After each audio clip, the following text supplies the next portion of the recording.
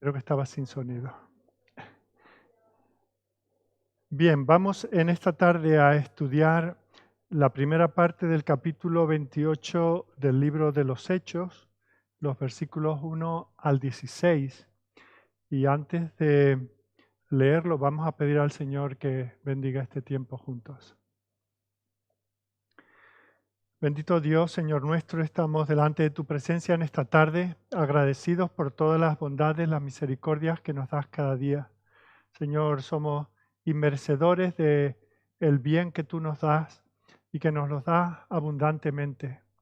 Queremos, Señor, reconocer nuestra ingratitud. Nos creemos, Señor, con el paso del tiempo, que somos merecedores de las cosas que tú nos das y dejamos de darte gracias, dejamos de sorprendernos porque todavía tú, Señor, sigas siendo generoso con nosotros. Pero gracias porque tu palabra nos reconduce, nos vuelve a la realidad del mundo en que vivimos, que es un mundo que depende de ti, al cual tú cuidas, al cual, Señor, tú tienes el propósito de redimir.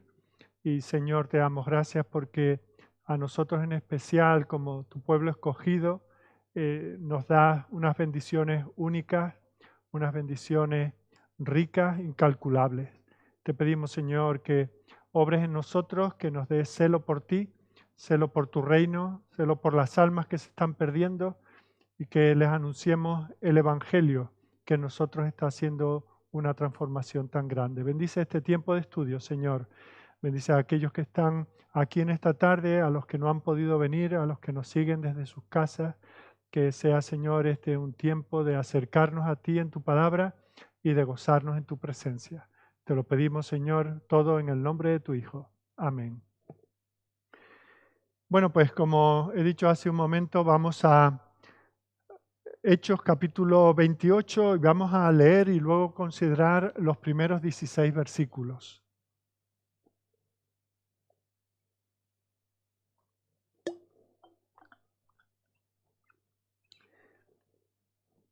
La palabra del Señor dice así: estando ya a salvo, supimos que la isla se llamaba Malta, y los naturales nos trataron con no poca humanidad, porque encendiendo un fuego, nos recibieron a todos a causa de la lluvia que caía y del frío.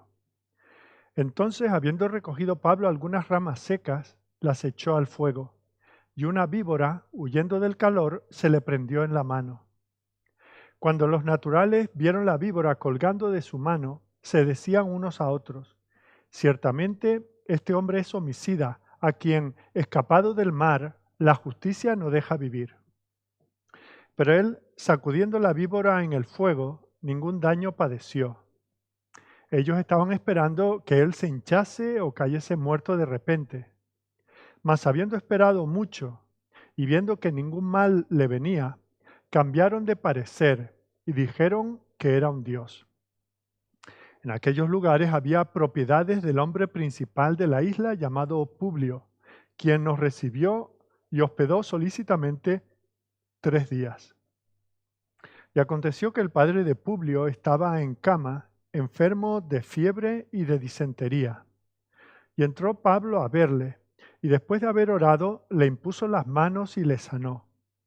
Hecho esto, también los otros que en la isla tenían enfermedades venían y eran sanados, los cuales también nos honraron con muchas atenciones, y cuando zarpamos nos cargaron de las cosas necesarias. Pasados 3 meses nos hicimos a la vela en una nave alejandrina que había invernado en la isla, la cual tenía por enseña a Cástor y Pólux. Y llegados a Siracusa, estuvimos allí 3 días. De allí, costeando alrededor, llegamos a Regio. Y otro día después, soplando el viento sur, llegamos al segundo día a Puteoli, donde, habiendo hallado hermanos, nos rogaron que nos quedásemos con ellos 7 días. Y luego fuimos a Roma, de donde, oyendo de nosotros, los hermanos salieron a recibirnos hasta el foro de Apio y las 3 tabernas.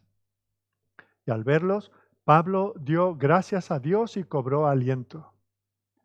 Cuando llegamos a Roma, el centurión entregó los presos al prefecto militar, pero a Pablo se le permitió vivir aparte con un soldado que le custodiase. Esta es la porción que vamos a tratar de ver en esta tarde. Por fin Pablo llega a Roma. Roma era una ciudad única. Llegó a ser la capital del Imperio Romano durante casi 1000 años y en un sentido podríamos decir que era la capital del mundo civilizado. Somos conscientes de que en el lejano oriente habían otras culturas también muy antiguas, muy desarrolladas, también con grandes centros urbanos, pero dentro de nuestro mundo, donde están nuestras raíces, Roma era la capital. Y Pablo tenía entre sus proyectos desde hacía mucho tiempo llegar a Roma. Sabía que si el Evangelio había de convertirse en una religión mundial, tenía no solamente que llegar a Roma, que ya había llegado, sino también que desde allí ser extendido el Evangelio por todo el mundo.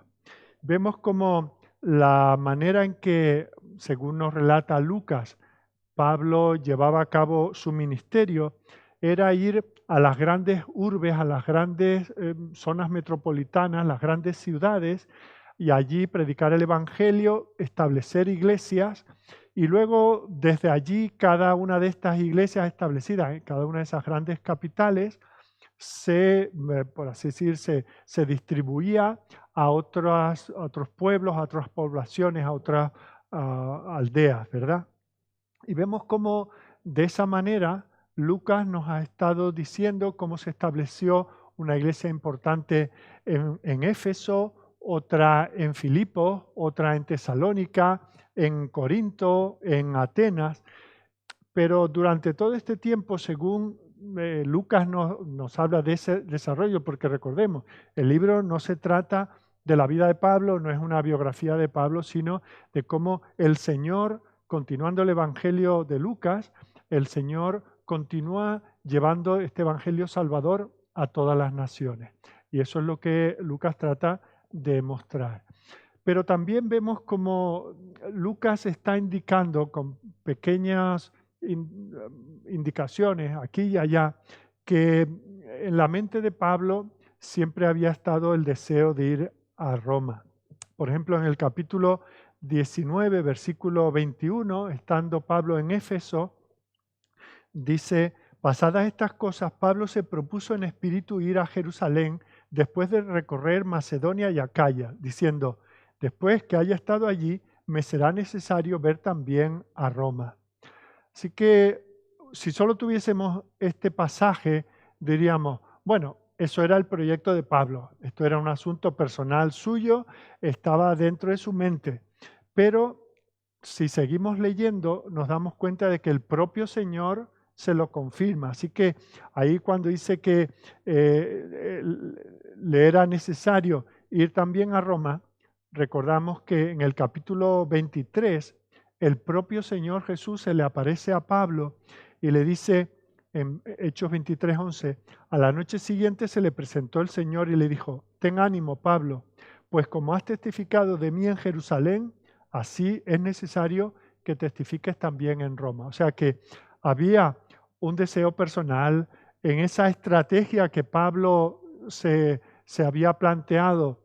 Le parecía que había que ir a Roma y desde allí, como también le escribirá a los hermanos en Roma, de allí llevar el Evangelio hasta los confines occidentales, o sea, hasta España. Ese era su proyecto. Pero no solo era el suyo, sino que también el Señor así se lo decía. Y es más, aún estando en aquel naufragio que hemos estudiado en el capítulo 27, mientras está aquella tormenta, vemos como el Señor le envía un ángel y en el versículo 24 de este capítulo 27, el ángel le dice: Pablo, no temas, es necesario que comparezcas ante César. Así que sí, estaba el deseo propio, personal de Pablo, pero el Señor es el que se lo había puesto y se lo confirma y aún envía un mensajero para darle tranquilidad, diciendo: Pablo, llegarás a Roma porque no solamente es tu propósito, sino también es el mío. Pero fijaos que no solamente podemos trazar este propósito del apóstol, sino tenemos que recordar que el propio Lucas, que recordemos, está escribiendo este segundo libro a Teófilo para hablar del progreso del Evangelio de Jesucristo. Ya había dicho en el primer capítulo y versículo 8, cuando el Señor antes de ascender da esa comisión a sus discípulos, fijaos lo que les dice, un versículo casi que conocemos de memoria. Pero recibiréis poder cuando haya venido sobre vosotros el Espíritu Santo y me seréis testigos en Jerusalén, en toda Judea, en Samaria y hasta lo último de la tierra. Y si nos damos cuenta, este es el punto de partida de Lucas y lo que trata de explicarle a Teófilo es cómo esto se había cumplido tal como el Señor lo había anunciado. Así que vemos cómo esa es la ruta que Lucas también nos señala. Así podemos ver cómo en los primeros 7 capítulos de Hechos se enfatiza la obra del Señor en Jerusalén. Allí es donde se ve la vida de la iglesia, que luego se va a reproducir en otros tantos lugares, pero que se resume cómo era la vida de aquellos primeros cristianos en Jerusalén. Fue un tiempo de un testimonio maravilloso, de muchas personas que eran convertidos, de milagros, de señales, el Evangelio se proclamaba, la iglesia se consolidaba, se establecía, allí se escogieron los primeros diáconos y vemos cómo fueron los años formativos de formación de la iglesia. Así que en esa ruta que había trazado el Señor, me seréis testigos en Jerusalén. Lucas le dedica los 7 primeros capítulos a Jerusalén. Luego en los capítulos 8 al 12 vemos cómo Lucas describe el desarrollo del Evangelio en Judea y en Samaria.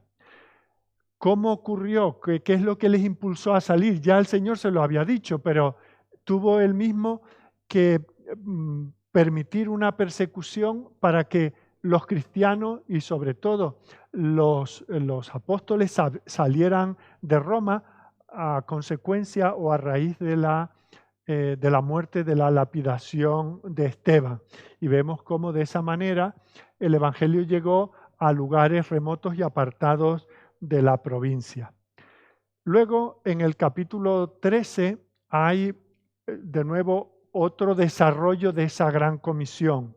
Ahí comienza la expansión del Evangelio al resto del mundo. Ahí comienza, podríamos decir, la obra misionera. Si quieres pensar en dónde comenzó todo este asunto de las misiones mundiales, comienza allí en el capítulo 13.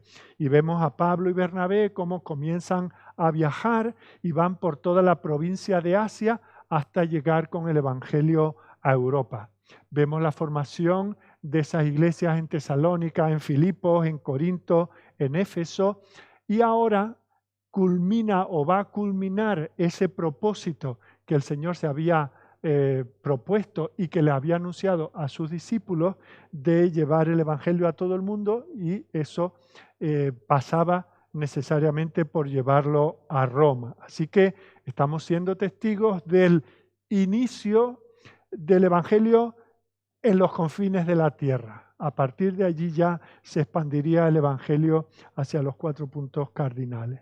Tenemos que decir con respecto a Roma que ya existía, cuando Pablo llega a Roma, ya existían cristianos en Roma, ya no solamente había cristianos, por así decir, por ahí sueltos porque viajaban de negocios, por lo que fuera, sino que ya existía una iglesia, al menos una iglesia en Roma. Lo cual, entre otras cosas, vemos como demuestra que no era necesaria la presencia de un apóstol para el establecimiento de una nueva iglesia local. Lucas nos habla de iglesias que se establecieron por el ministerio de apóstoles, pero vemos como también se incluye aquí estos creyentes, esta iglesia en Roma que existió sin la mediación de ningún apóstol. Y vemos cómo es una iglesia de un tamaño considerable. Ahora bien, en este esquema que el Señor había dado y que Lucas se propone demostrar, vemos cómo ahora por fin está llegando el Evangelio allí. Y eso es lo que trata de explicarnos Lucas a lo largo de todo el libro y a la culminación que estamos llegando con este capítulo. Bueno, siendo esa un poco la visión global de todo el libro de Hechos, ahora recordemos que la semana pasada estuvimos viendo el naufragio y cómo todas estas personas que estaban junto con Pablo tratando de llegar en la peor temporada del año, en el principio del otoño-invierno, de llegar a Roma, naufragan y entonces llegan a la isla de Malta. Y lo que vamos a ver hoy es, por así decir, el episodio que nos relata Lucas de lo que pasó en Malta y el segundo episodio que es cuando ya por fin aquella comitiva, y en concreto el apóstol Pablo, junto con Lucas y otro compañero, llegan a Roma. Se nos dice, termina el capítulo 27, hablando de cómo el barco se rompe en pedazos y unos nadando, otros agarrados a tablas y partes de la nave, llegaron todos a tierra, a salvo, en el versículo 44.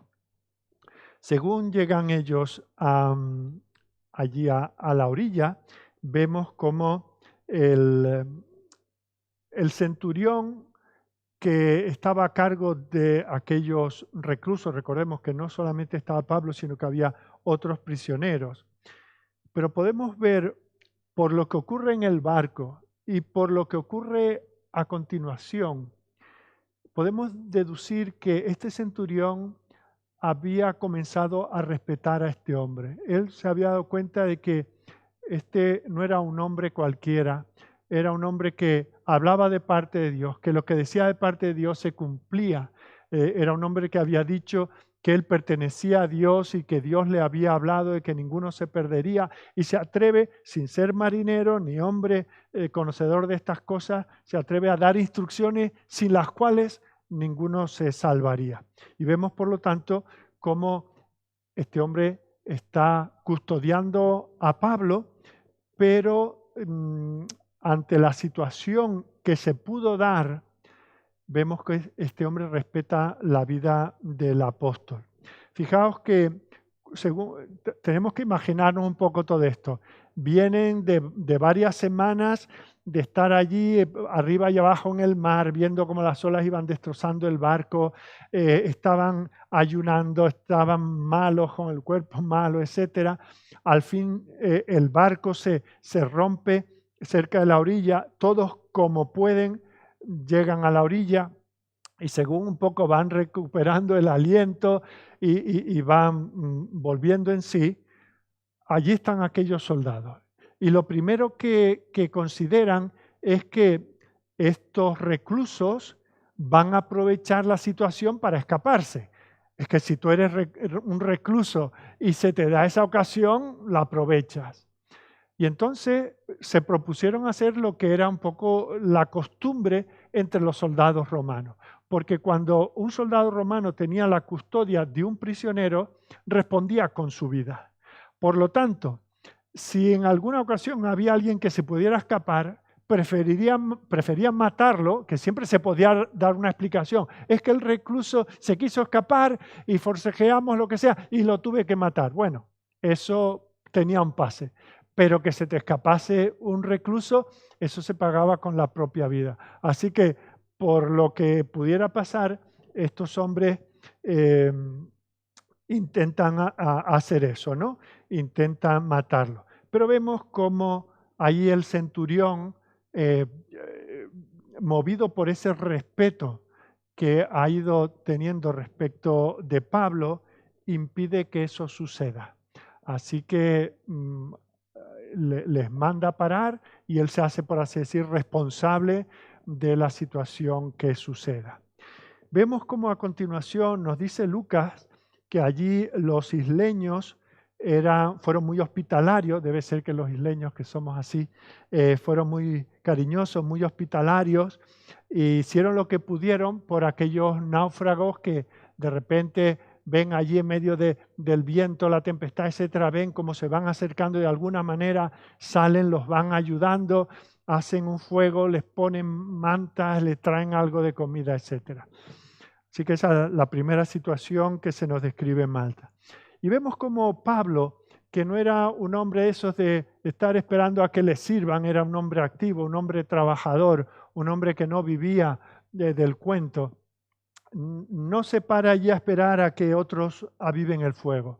Así que viendo la situación, va por allí buscando algunos leños, algunas ramas para ayudar a calentar el fuego. Y al hacerlo, se ve que entre aquellas ramas hay una serpiente, posiblemente por el frío estaba un poco rígida, o él no la vio, no sabemos cuál fue la situación. El caso es que cuando Pablo echó aquellas ramas al fuego, eso hizo que la serpiente reaccionara y muerde a Pablo. Por cierto que Lucas, una vez más, demuestra su precisión. Él la describe como una víbora. Cuando eso ocurre, seguramente aquellos hombres conocían, vieron la serpiente, conocían cuál era la reacción a una mordida de esta serpiente, así que lo que esperaban era lo que suele pasar, que se hincha la persona y cae y fallece. Y entonces, inmediatamente, al ver a aquella víbora agarrada al brazo de Pablo, enseguida llegaron a una conclusión. Versículo 4. Ciertamente este hombre es homicida, a quien, escapado del mar, la justicia no deja vivir. Bueno, pasan los minutos y Pablo sigue allí, no se le hincha el brazo, no le falta la respiración, no se cae, no agoniza. Así que inmediatamente, fijaos, dice, este hombre es un homicida al que persigue la justicia. De repente, como no se muere, ahora llegan a otra conclusión que es completamente lo opuesto. Pues si no le pasa eso, tiene que ser un Dios. Fijaos. Bueno, obviamente se equivocaron en ambas conclusiones.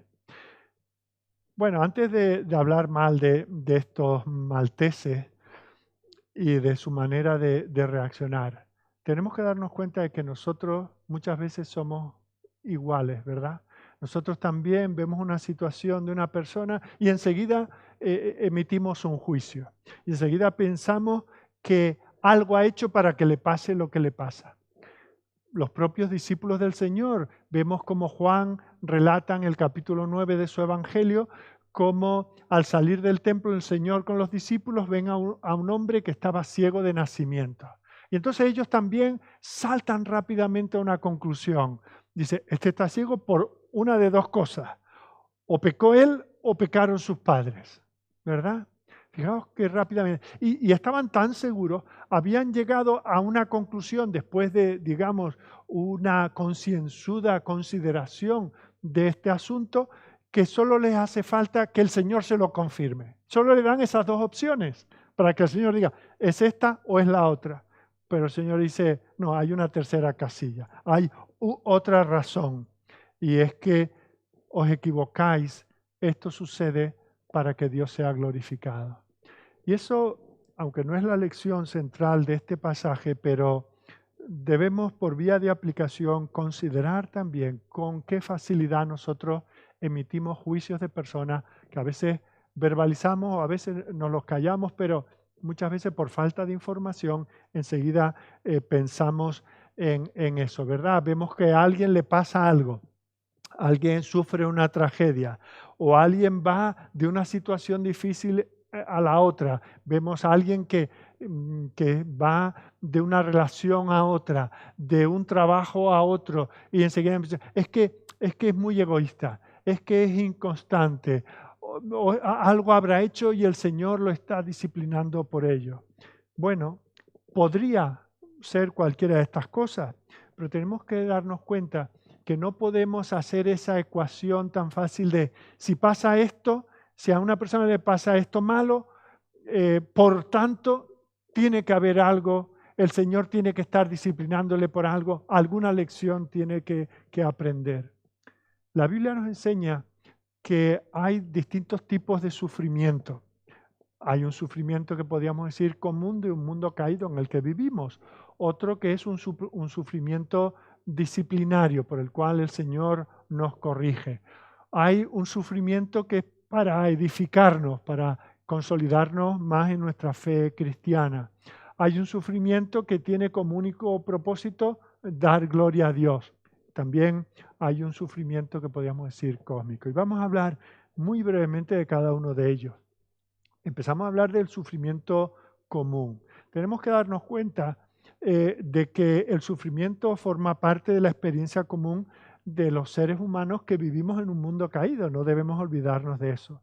Y tal vez quien mejor observó esto fue el propio Job. En estos días hemos estado, interesante que creo que los 4 ancianos que hemos estado interviniendo y trayendo estudios, todos tarde o temprano hemos acabado hablando de Job, ¿verdad?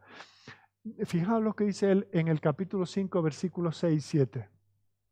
Dice, la aflicción no sale del polvo, ni la molestia brota de la tierra. Pero como las chispas se levantan para volar por el aire, así el hombre nace para la aflicción. Fijaos, esto debemos de darlo como un hecho de este mundo caído. Hay personas que, por ejemplo, se cuidan mucho en su salud y solo comen productos sanos, no comen comida basura, hacen ejercicio, trabajan, procuran no tener ninguna actividad ni tomar nada que les pueda hacer daño. Y eso está muy bien, no en ninguna manera lo estamos criticando. Pero bueno, van pasando los años y llegas a una edad en que ya por muy sano que hayas comido toda tu vida, por mucho que hayas vivido en el campo, respirado el mejor aire, hecho el mejor ejercicio, hayas tomado tus periodos de descanso, hayas dormido bien cada noche, etcétera, bueno, llega un momento en que los cuerpos se deterioran. Y no tenemos que preguntarnos, ¿cómo me pasa esto si todas las mañanas tomo un zumo de naranja? Si no tomo leche con nata, si hago esto o no hago lo otro.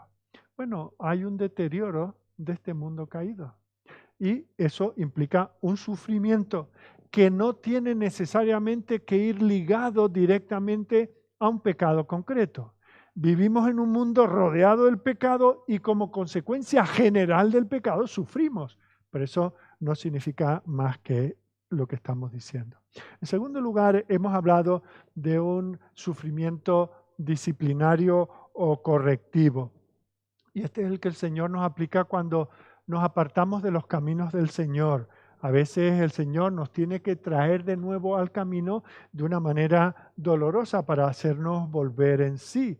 Y es por eso que no hacemos mal en preguntarnos cuando algo nos sucede, ya sea en nuestra salud, ya sea la pérdida de una amistad, de un ser querido, de una pérdida económica, pérdida de trabajo, una división en la iglesia, cualquier cosa que nos suceda, no hacemos mal, más bien hacemos bien si nos examinamos y miramos la situación y preguntamos si realmente el Señor estará queriendo corregirnos en algo que estamos haciendo. Así que eso no lo debemos de descartar en ningún momento.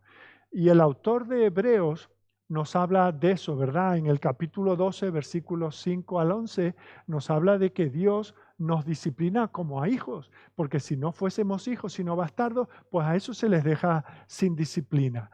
La disciplina dice que es provechosa, que en el momento que la recibimos, pues no agrada, pero sirve para que participemos de la santidad del Señor. Así que está ese aspecto del sufrimiento que es con el propósito de corregirnos.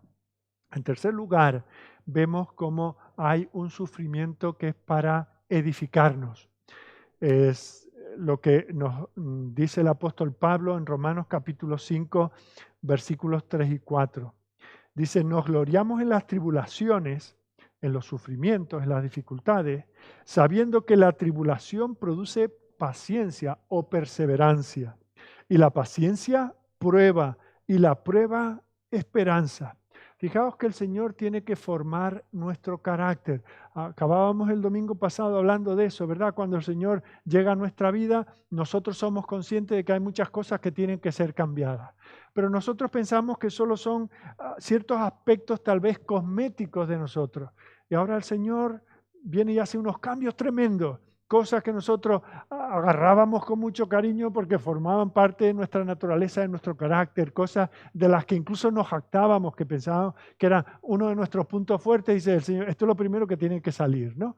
Entonces, quitándolo, el Señor nos está realmente edificando. Así que estamos teniendo un sufrimiento edificante o constructivo. En cuarto lugar, la Biblia nos habla de un sufrimiento que glorifica a Dios. Y aquí tenemos que tener cuidado porque con ese orgullo espiritual que muchas veces nos caracteriza, pues nosotros muchas veces pensamos que lo que yo tengo, por supuesto, después de examinar, no lo merezco, el Señor no me está disciplinando para nada, yo ya he crecido, ya he sido fortalecido con esto, ya he sido edificado, así que como no encuentro otras razones, digo, bueno, esto es para dar gloria a Dios.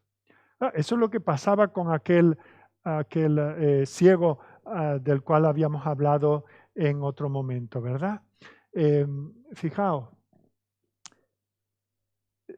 dice el Señor, cuando ellos le dicen, o pecó él o sus padres, dice, no, esto es para la gloria del Señor. Y uno se pregunta, o sea, que Dios permitió que desde el vientre de su madre o desde su primera infancia, este niño quedara ciego y pasara un año, y pasaran 10, y pasaran otros 10 y otros 10.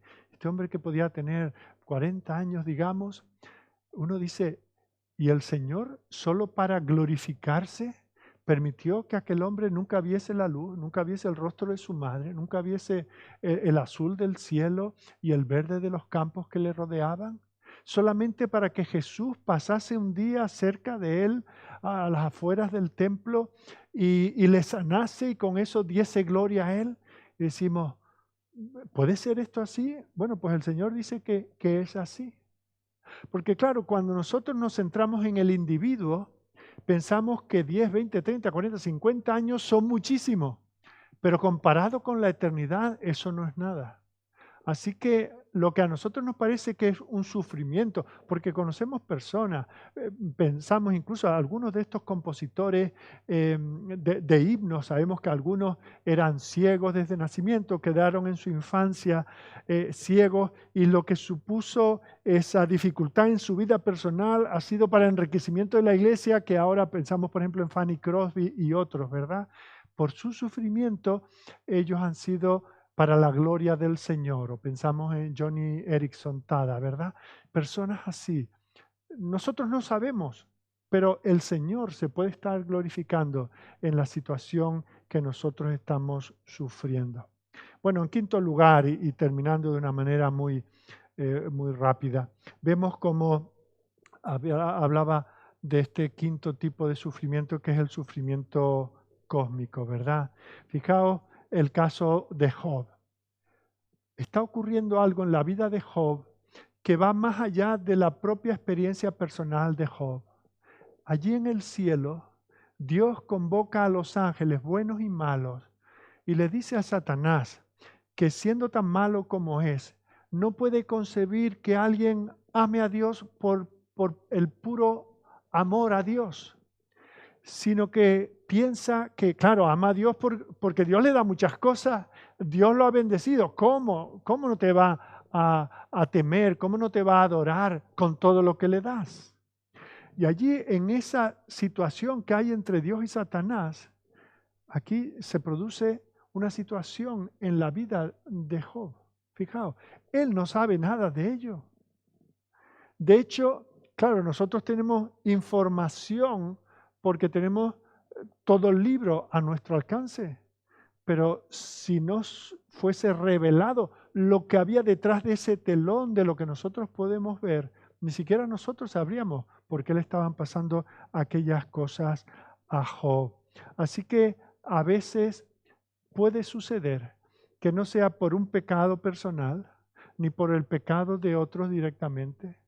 Puede ser que el Señor no nos esté disciplinando, puede ser que el Señor no nos esté edificando de una manera especial, puede ser que el Señor no quiera glorificarse en esa situación, pero no sabemos en ese mundo de lo que solo Dios conoce, no sabemos lo que puede estar pasando y el Señor nos puede estar usando simplemente para mostrar a los ángeles que realmente amamos al Señor o cualquier otra cosa que Él quiera mostrar. Bueno, pues todo eso en cuanto al sufrimiento y a esas reacciones que a veces tenemos de enseguida juzgar la situación de las personas. Bueno, vemos como la mordida, volviendo al pasaje, la mordida de la serpiente fue un incidente menor, pero mostró que Dios amaba a Pablo, que Dios tenía un propósito para Pablo. Este no era el único sufrimiento que Pablo había tenido. Recordemos, viene de recibir una paliza de los religiosos judíos en el templo, viene de tener que ir a unos juicios sumarísimos allí delante de distintas autoridades, viene de pasar hambre, de un naufragio, viene de pasar frío, o sea que esto es un episodio más. Pero la gente tomó nota de aquello, ¿verdad? Y dice que después de eso hubo otras sanidades. El único que fue sanado allí no fue el propio Pablo. Y se nos habla del padre de uno de esos oficiales que estaban allí en la isla de Malta. Aquí encontramos que Lucas describe a este hombre como el hombre principal de la isla. De nuevo vemos la precisión de Lucas. Utiliza la palabra exacta con la que se definía lo que hoy en el gobierno, la forma de gobierno que tenemos aquí en España, el equivalente a lo que aquí llamamos el delegado del gobierno, en este caso en Malta. Y vemos como no solamente Lucas es preciso al definir el cargo de este hombre, sino que luego, como médico que es, define con una precisión tremenda qué es lo que le pasaba a este hombre.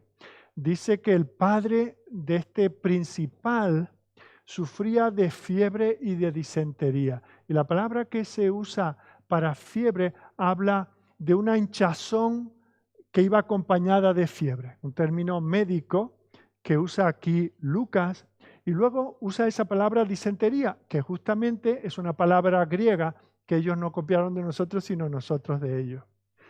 Pero lo que es sorprendente, a mí al menos me lo parece, es que aquí Lucas está describiendo una enfermedad que conocemos como la fiebre de Malta. De hecho, hemos conocido personalmente a alguien que la ha padecido y que se da, el origen está en las cabras de Malta que transportan una bacteria que afecta a las personas y que les produce una hinchazón interna que a veces dura pues, hasta un periodo de 4 meses y a veces incluso se extiende más. Bueno, esta enfermedad se definió y se vio su origen en el año 1887. Fijaos, casi alguno de nosotros casi lo vivió, ¿no?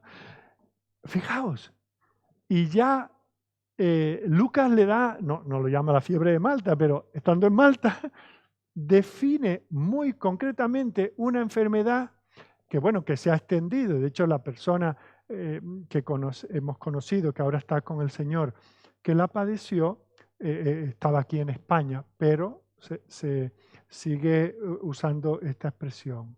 Hay que ver, ¿verdad? La precisión de Lucas. Si nos podemos fiar de él en esto, yo me fío de todos los demás detalles que él nos ha estado dando. Bueno, aquí podríamos decir que termina el episodio en Malta y vamos a ver cómo el apóstol por fin llega a Roma. Nos dice Lucas que estuvieron allí unos 3 meses en la isla. Recordemos que habían llegado allí por causa del naufragio ocasionado por el mal tiempo de la temporada invernal en el Mediterráneo, en esta zona que para los barcos de aquella época imposibilitaban la navegación. Así que de ninguna manera se les ocurre hacerse a la mar y posiblemente es que, por así decir, el puerto quedó cerrado durante este tiempo.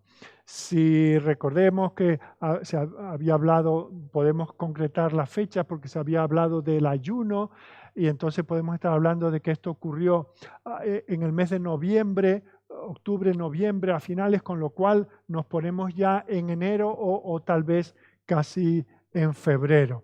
Y vemos cómo se hacen a la mar en un barco alejandrino, un barco egipcio que transportaba grano, así que pensemos en este tiempo, el capitán, el comandante militar, pues ya tiene tiempo de ir preguntando cuando parte un barco, hacia dónde va, esto y lo otro, contrata, supongo que con cargos a las arcas del imperio, pues los pasajes para estos presos y este preso notable que es Pablo.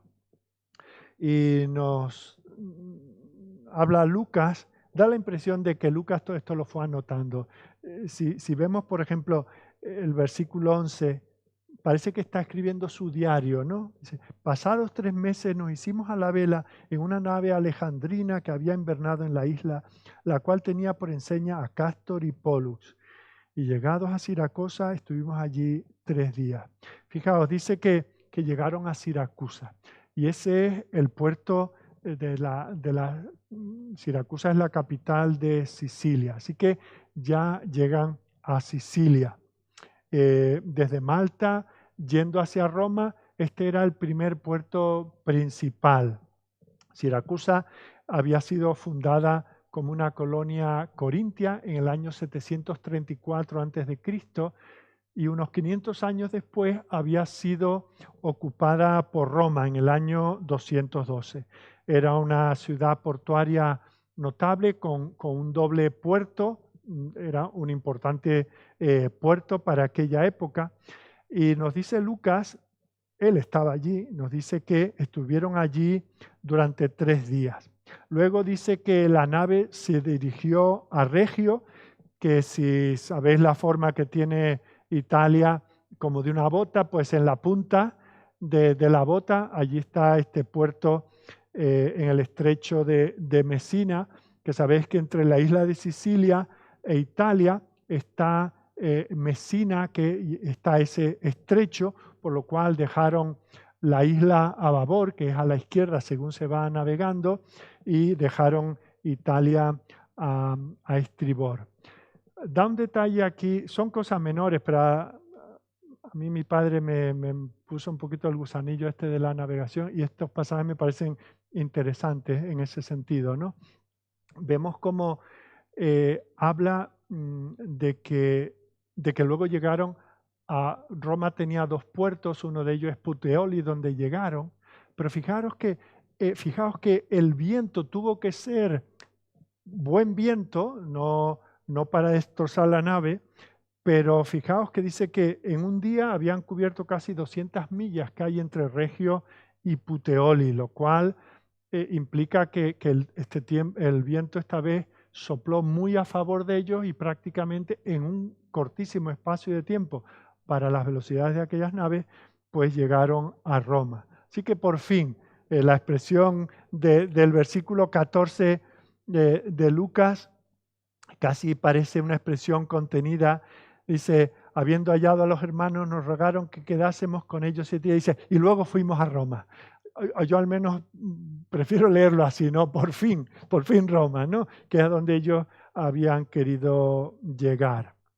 Bueno, cuando bajan a tierra, se corre la voz enseguida de que Pablo había llegado a Roma. Tenemos que recordar que Pablo había escrito una carta hacía unos cuantos años y les había dicho a estos hermanos en Roma que su intención era en su proyecto de expandirse hasta Finisterre, hasta el fin de la tierra, hasta España, su proyecto era venir a Roma.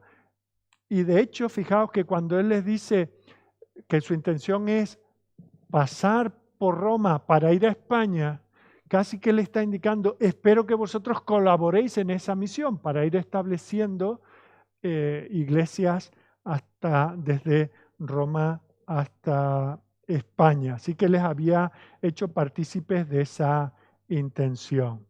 Pero vemos cómo Pablo, recordemos, viene de un viaje cansado, bastante complicado. Él hacía años que había escrito esa carta, no habían los medios que se adelantaban como ahora, que la gente ya estaba esperando que pasara. Sí, tiene la intención de venir, algunos estarían muy deseosos de que viniera, pero no sabían cuándo se iba a producir. Pero de alguna manera se enteraron. Y es interesante que dice que según se enteraron, algunos tenían tantos deseos por conocer al apóstol que se echaron a la calle, fueron hasta la Vía Apia, algunos hasta las 3 tabernas y hasta el foro de Apio. Si no conocemos esto, en distancia quiero deciros que recorrieron hasta 15 o 20 kilómetros por los caminos de aquella época para encontrarse con Pablo. O sea que en cuanto lo supieron, hubo un gran interés en ir a encontrarse con el apóstol. Y esto Lucas nos transmite que fue de mucho ánimo para el apóstol. Recordemos, Pablo no sabe qué le espera en Roma. Él no tenía confirmado porque el Señor no le dice que había de ir a morir a Roma.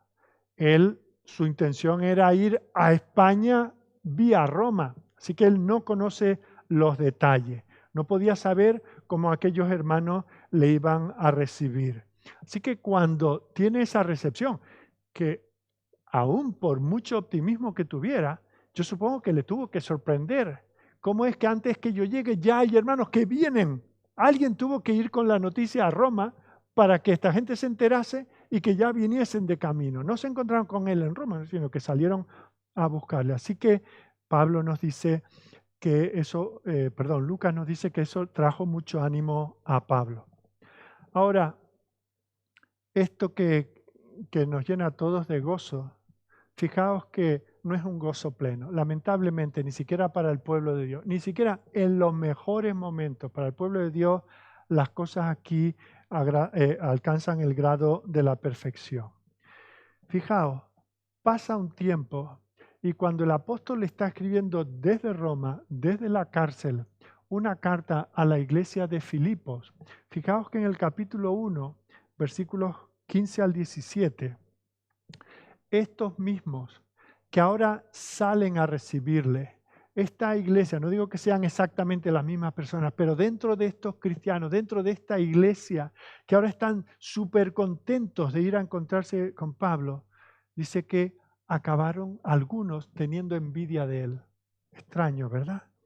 Dice Pablo allí en Filipenses 1:15, algunos a la verdad predican a Cristo por envidia y contienda, otros de buena voluntad. Los unos anuncian a Cristo por contención, no sinceramente, pensando añadir aflicción a mis prisiones, pero los otros por amor, sabiendo que estoy puesto para la defensa del Evangelio. A veces cuando leemos las cartas, esto está escrito a los filipenses, pero no es porque esto pasara en Filipo, esto pasaba en la iglesia en Roma. Fijaos, viene el apóstol Pablo, el gran misionero, el gran apóstol de los gentiles. Salgamos a recibirle, abrazos, oraciones, alabanza. Y con el tiempo, algunos de ellos están predicando el mismo evangelio, pero por envidia al apóstol, por contiendas, como para hacerle daño, como diciendo, Pablo, no te necesitamos. Aquí existía una iglesia antes de que tú llegaras y existirá cuando tú te vayas. Eso era un poco el sentido. Es más, fijaos que tenemos otro detalle que encontramos en la segunda carta a Timoteo. Esta es la última carta que Pablo escribió de las que tenemos en las Escrituras. Y allí en segunda de Timoteo se refiere a un hermano que se llamaba Onesíforo, que vino a visitarlo a Roma y en principio no lo pudo localizar tan inmediatamente. Y hablando de él, en 2 de Timoteo 1:17, dice, sino que cuando estuvo en Roma, me buscó solícitamente y me halló. Bueno, ¿qué sugiere esto?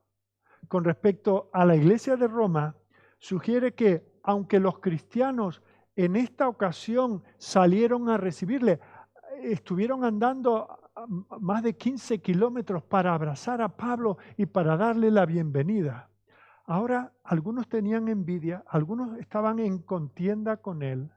Y fijaos, dice aquí como que se habían desentendido de él, de tal manera que cuando llega Onesíforo sería fácil encontrar la iglesia, ¿verdad? Preguntando, seguramente los podría encontrar fácilmente. Pero cuando pregunta, ¿y qué del apóstol? Ah, el apóstol, ¿qué apóstol? Pablo. Ah, sí, estuvo aquí. ¿Y dónde está? Espera, que pregunto. ¿Alguien sabe dónde está Pablo? Bueno, estuvo en tal prisión, pero la verdad es que hace tiempo que no sabemos nada de él. Esta es la idea que nos da aquí el apóstol. Fijaos, lo reciben con mucho cariño y con el tiempo lo abandonan. Al principio es una gran celebridad, es el gran misionero que está llegando a Roma. La gente sale a encontrarle, pero luego queda encarcelado. Primero estuvo en una especie de arresto domiciliario, se nos dice que estaba junto a un soldado, versículo 16, se le permitió vivir aparte en ese arresto domiciliario con un soldado que le custodiase, entendemos que de alguna manera, no sabemos si hasta encadenado físicamente a él 24 horas al día o una especie de libertad vigilada. Pero luego fue encarcelado hasta en 2 ocasiones y la iglesia se ha desocupado de él.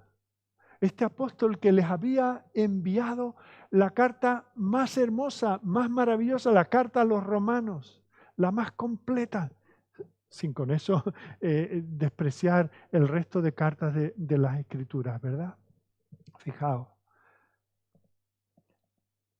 Y tenemos que tener cuidado aquí, porque cuando hablamos de hay que ver los hermanos de Roma, tenemos que mirarnos a nosotros mismos.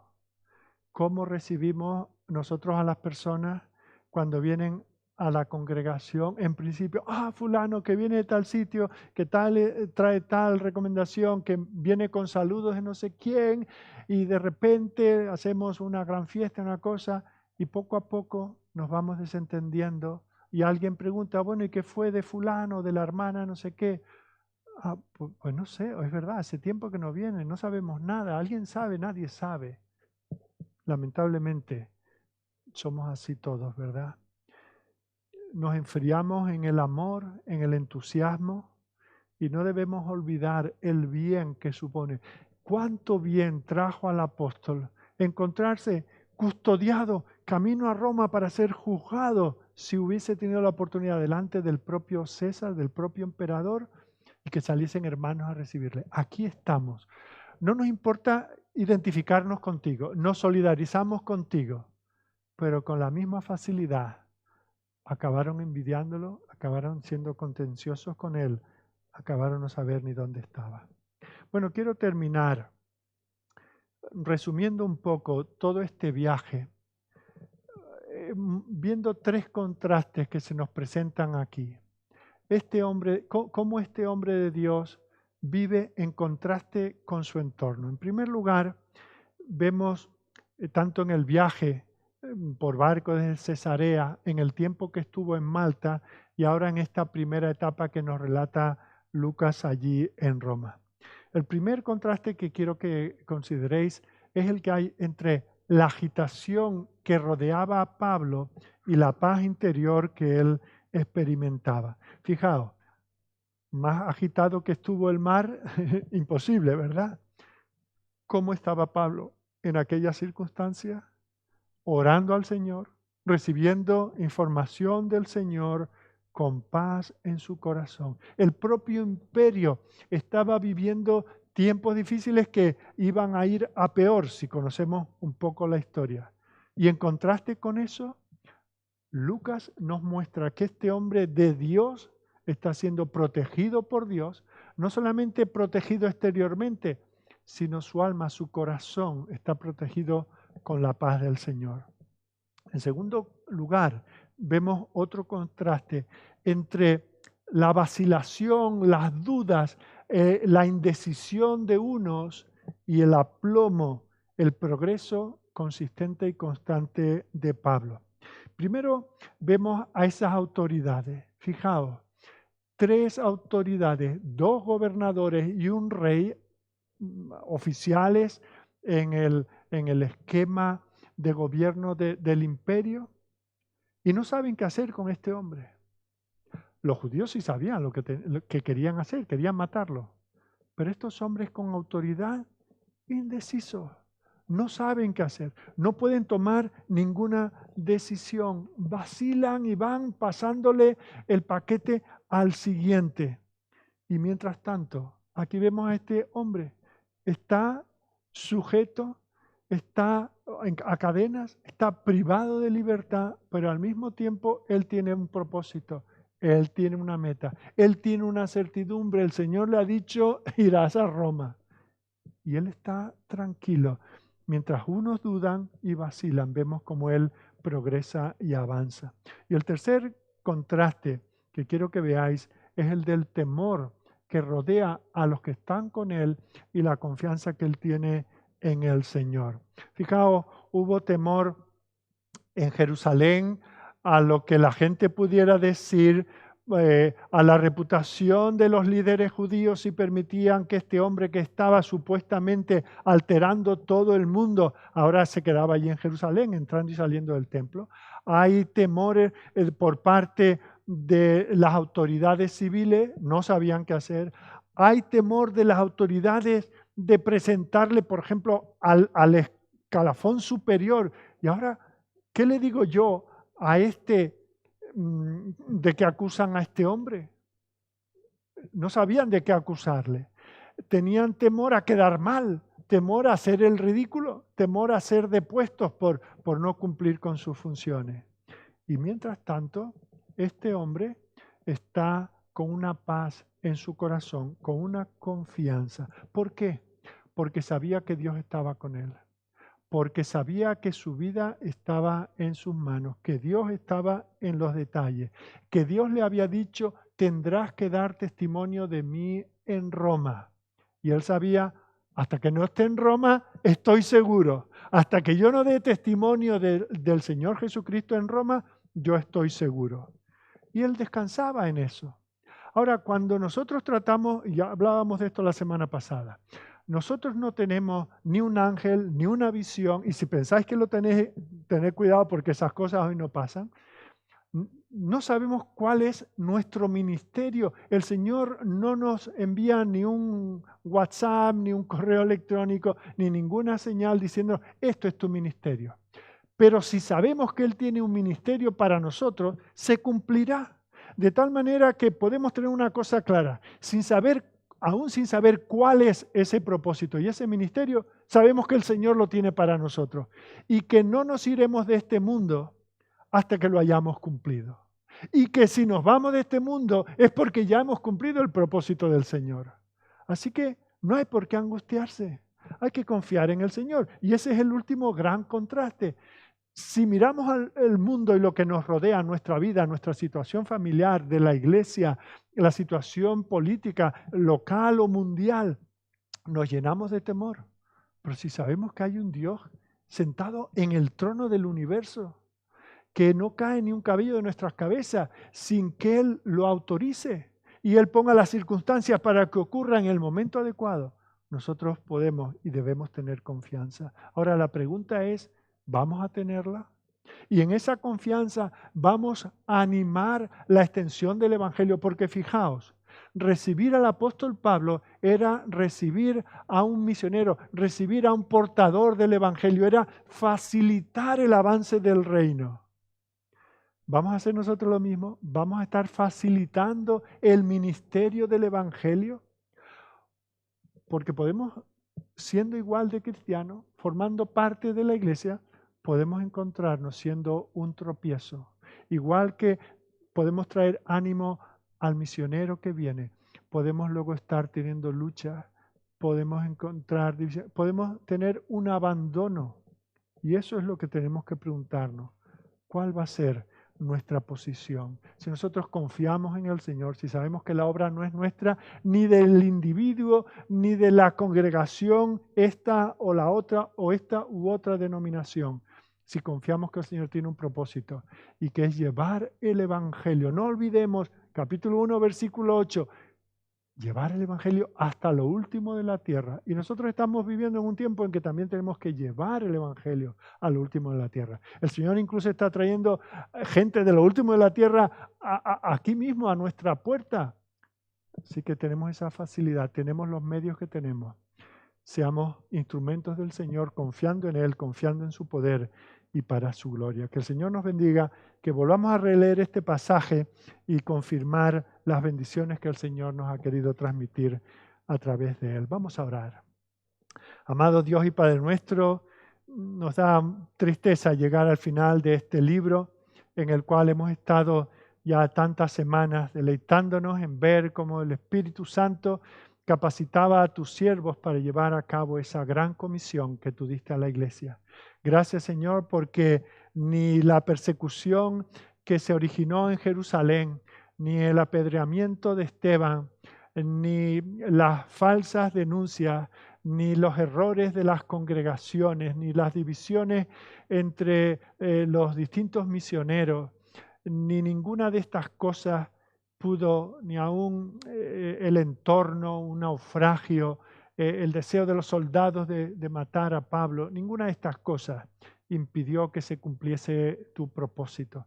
Señor, gracias por hombres tan fieles como fueron el apóstol Pablo y como fue Lucas, para dejarnos este relato tan vívido de lo que sucedió hace cerca de 2000 años. Señor, nuestras vidas están establecidas sobre estas bases. Nuestra iglesia ha sido fundada sobre el evangelio que predicaban estos hombres. Te damos gracias, Señor, por aquellos que han estado entre ellos y nosotros, todos aquellos hombres fieles que han custodiado esta verdad, que la han transmitido a otros y que la han mantenido pura. Y ahora, Señor, nosotros tenemos una responsabilidad ante esto, no podemos quedarnos quietos esperando que otros hagan nuestra labor. Bendícenos, Señor, como individuos, que tengamos esa paz interior en medio de las luchas, de las dudas, de las indecisiones. Y permite, Señor, que como iglesia seamos capaces de ver la necesidad de apoyar a aquellos que predican el Evangelio, de recibirnos los unos a los otros, no solamente en un momento inicial, que eso lo hace cualquiera, aún los impíos, sino de estar pendientes de aquellos, incluso en nuestras propias congregaciones, de aquellos hermanos que lo han dado todo, décadas de sus vidas, a ser pilares en la iglesia, a sostenerla de mil maneras.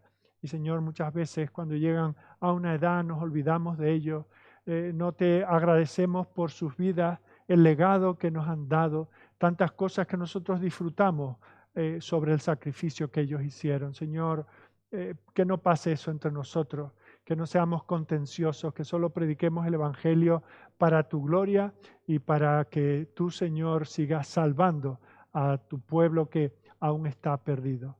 Señor, aplica tu palabra a nuestras vidas, que podamos seguir, Señor, escudriñando las Escrituras y encontrar en ellas la salvación y también la santidad. Todo esto, Señor, te lo pedimos y te damos las gracias en el nombre de tu Hijo. Amén. Bueno, nos despedimos aquí de aquellos que nos han estado siguiendo desde casa y continuamos con nuestro tiempo de oración.